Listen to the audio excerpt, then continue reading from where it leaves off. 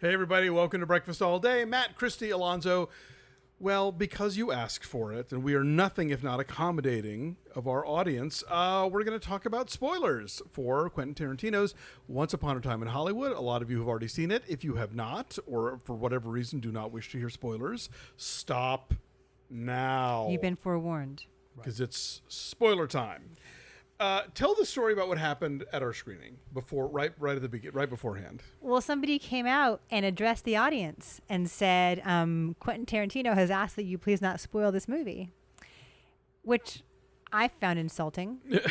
No, but then you turned to Glenn. Glenn. Then I turned to Glenn Whip and I turned to Alonso. I'm like, spoiler, Sharon Tate dies. And both you guys, independently of each other, said, maybe not. Not necessarily. Yeah, so Sharon Tate does not die. Sharon Tate does not die. Who's, sorry to interrupt, but like, who's a fan of Tarantino and his movies and doesn't know that going into this movie? Like, that news has been out for weeks. I did not know that. Here's the thing. I didn't know. Like, Thank you. I had when the first reviews came out of Cannes, they were very adamant about like no spoiler, no spoiler, no spoiler. And the only review I read was the one from TheWrap because I think I had to edit it, and it avoided them. Steve Pond did not get into any of the details, and I managed to not read stuff. But in the back of my mind, the first thing I thought was, "Oh, Sharon Tate doesn't die," because I figure if it's a spoiler, it means they're playing with the history, and if they're playing with the history, it's going to be like Inglourious Bastards, where this thing that you want to happen happens, and so that's what happened. Right, and it's a fairy tale. And if he hadn't done, if we lived in a world where Inglourious Bastards had not been a movie. Then, or yes, Django. Or Django. But really, Inglourious Bastards, sure. a well-known historical figure gets offed prematurely or earlier than actually happened. Under different circumstances, we would not have... This would have been shocking. Yeah. Right? But it's not.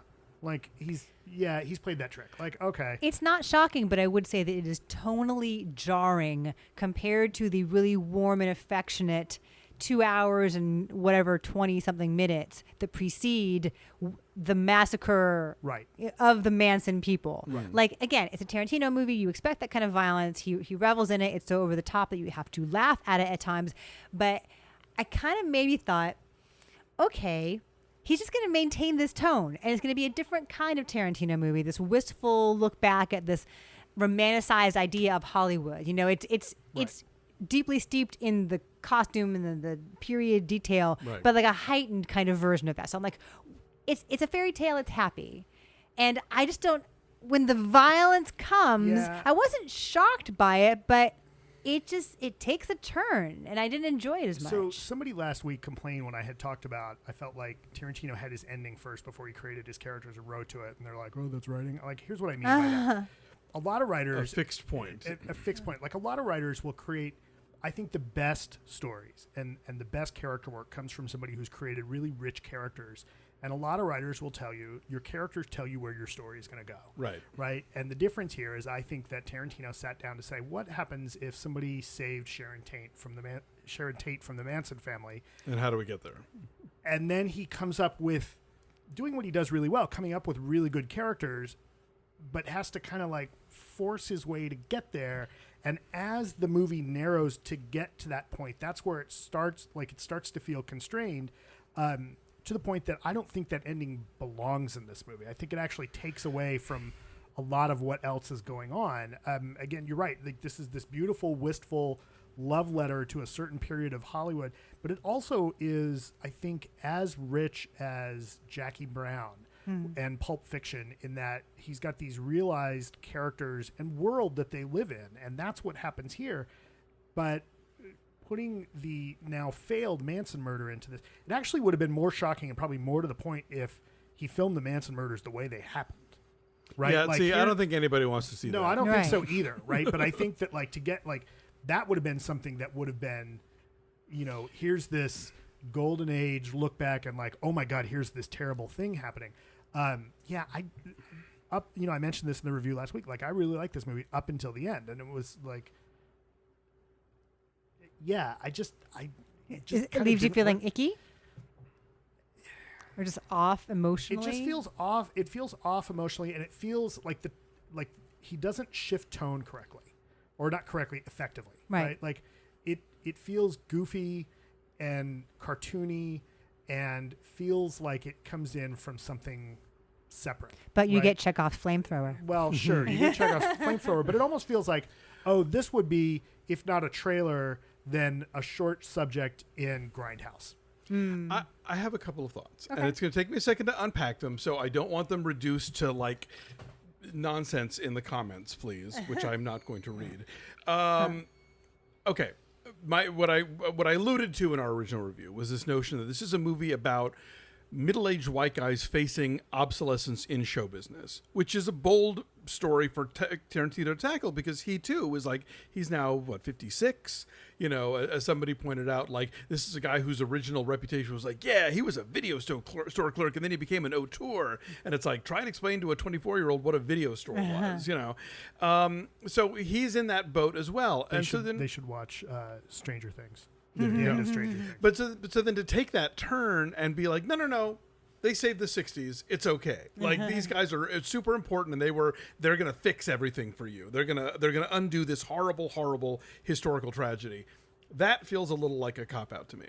And then the actual mechanics of the sequence, there is a reveling in the violence against the two female Manson people. The stuff with the fireplace mantle. The fireplace mantle, the phone, the flamethrower. That does not happen to Tex. Like, you know, yes, I get it. Like, you know, you want Hitler burned to a crisp because he's an awful, awful person. And then you've got these Manson people that you know are about to in real life, are committing a horrible, horrible act, and you want them taken down and stopped and vanquished. And yes, I get all that. But there is a level of like, woohoo, to seeing these women get just like really destroyed physically that does not apply to the way that the man is dispatched. That I find rather troubling. Also, up until that point, he's kind of treated the Mansons as sort of ridiculous, which I thought was a really bold choice. We have this thought of them as being this, like, you know, evil killer cult, and, you know, they were so effective and blah, blah, blah. They were a bunch of strung out assholes, a lot of teenage runaway girls who were being manipulated by a psychotic person.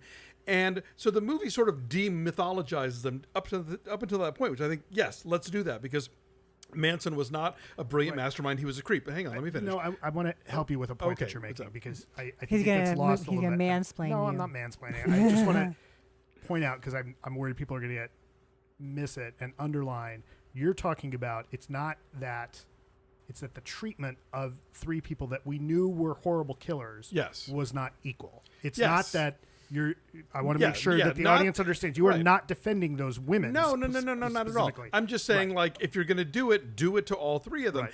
And frankly, if anything, I might have a touch more empathy for the women, given how mistreated and drugged and messed up they were because of Charlie Says. Like, that movie, I think, really does a good job of saying, like, we think of these people as being just like bloodthirsty killers, but they were lost and they were adrift and they were abused and they were exploited. And yes, they committed a horrible, horrible act that can never be undone. But this movie really gets off on watching these women get, like, shredded to bits and set on fire that they don't do to the guy. And so, like, if you're going to try and make a case about Tarantino having problems with women, Tarantino's films being misogynist, this is a sequence that you show right alongside all the times that Jennifer Jason Leigh gets, you know, punched in the face in Hateful Eight. And then people will say, oh, but Uma Thurman. Oh, but Lucy Liu. And I'm not saying They're that it's kick-ass women. Look, Jackie Brown is his single best character ever. Like, that's, and she's not even his character. Well, that might help. That might have helped. Right. I agree with all of that. But that said, like, you know, I stand by everything that I like about this movie. Yeah. The other thing about the ending is that, much like Yesterday, it opens a door to this sort of parallel universe that it then has no interest in exploring. Like, I would kind of like to know, just like for 5 minutes, an end crawl, something. What does that world look like? What happened to Sharon Tate's career? What happens to Sharon Tate's career? Does Roman Polanski get in that hot tub 8 years later? Do the Mansons become a forgotten footnote? Right. Do they give up? No, or does he send other people out on another Yeah, mission? who knows? Like Joan Didion talks about the Manson murders being the moment that ended the 60s. So like, yes, Altamont is still coming up. There's other things that are going to happen that are going to, sort of put an end to the free love era or whatever you want to call it. But, he is creating now an alternate reality. And I'm a little curious what that looks like. I just kind of want to know. But I think he wants to just dangle like I guess what he so. thinks is the profound possibility of what that means. I think what he thinks is really important is that Cliff Booth is going to have, or rather, Rick Dalton. Rick Dalton is going to have like a new lease on his career. Rick Dalton is John Travolta in Pulp Fiction. Yeah. There you go. Pretty much. For instance, or maybe Rick Dalton in The Tenant. I don't know. Yeah. So no, Or Chinatown. Yeah, I still do feel squishy about the ending. Yeah, I do. I agree with everything Alonso said much more articulately than I'm saying right now. Yeah, as I mentioned, like I don't really. I think the ending doesn't fit the rest of the movie.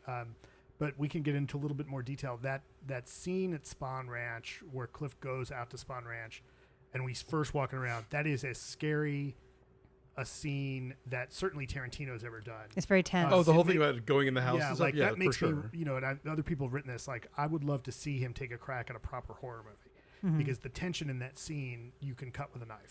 It's absolutely amazing. It reminded me of Texas Chainsaw Massacre, if only just the house itself is such this like shack on a hill, and you can't really see through the bug screens. Right. And Right. everything. You don't know what he's going to find, and then when he does find Bruce Dern, even that isn't necessarily like a safe moment. Anything Yeah. could still happen at any time. So Totally. it's very tense. Yeah, no, there's a lot that's terrific about this movie. I'm not just poo-pooing it, but I think that I think this is the kind of filmmaker that spawns conversations, and these are the things that I think are worth talking about. But I've also been hearing a lot of interesting kind of, is he making a movie about the thing that we are objecting to? Like, is it about how white guys make themselves central to every narrative, and does that explain like the Bruce Lee scene and the don't cry in front of the Mexicans, that it's actually indicative of the worldview of these characters? Like there are a million ways to look at this, and I think people are going to be looking at them that way, and I'm interested to see the continuing dialogue. I just will be happy not to be participating because I've done like 5 podcasts about this one movie now. There you go. Share your thoughts with us, guys. Yeah, let us know in the We should comments do that I 5. will not read, but one of them. We should do 5 podcasts about. No, please. You didn't even know what I was going to say. Oh, sorry. About Hobbs and Shaw. okay, that's what I was afraid you were going to All say. the underlying Come on. subtext of Hobbs and Shaw. So much to It's about unpack family. there. Do you know that? Anyway, we should go. Yes. Yes. Again, as always, thank you for watching. Like this video, subscribe to our YouTube channel for more scintillating content like this. Follow us at BeFastAllDay on Twitter, Instagram, and Facebook. Check out our Patreon page at patreon.com/BeFastAllDay. If you haven't joined our Patreon yet, go listen to our audio recap of The Handmaid's Tale that Christy and I taped live at Outfest. It'll give you a taste of what our TV recaps are like, and those usually come with video. And we also do other stuff like movie news and trailers and all kinds of other stuff. So it's fun. You'll like it. Go check it out. If you've already subscribed, thank you for doing so. We'll catch y'all next week. Hang on. You keep cutting me off before I can Sorry. tease my a la carte interview. Oh, good heavens. Well, that's part of what you'll enjoy next week. There's so much to enjoy. Next week, my interview is with a gentleman named Waco Lin. He is a screenwriter and screenwriting professor at Emerson College. He's literally written the book on screenwriting because no one's done that. But his is called Crazy Screenwriting Secrets. He talks about coming here from Taiwan with his family when he was 8 and writing for the Chinese market and how different that is. So Waco Lin on Monday. Awesome. And do we know what we're talking about next week, or have we not looked at that? Oh, there's a bunch of stuff. So much is coming Kitchen. out. The kitchen's Oh, right. Yeah. This, And- and Dora, the Explorer. the last couple of And- weeks are getting summer crowded. and yes. scary stories to tell in the Yeah. dark. Oh, right. So yeah, so I you think that's will. a double feature on Wednesday. will- It Okay. is. I'm doing both back to back with my kid. I'll see you there. You shan't want to miss that. So, all right. Until next time. Bye. Thanks. Bye.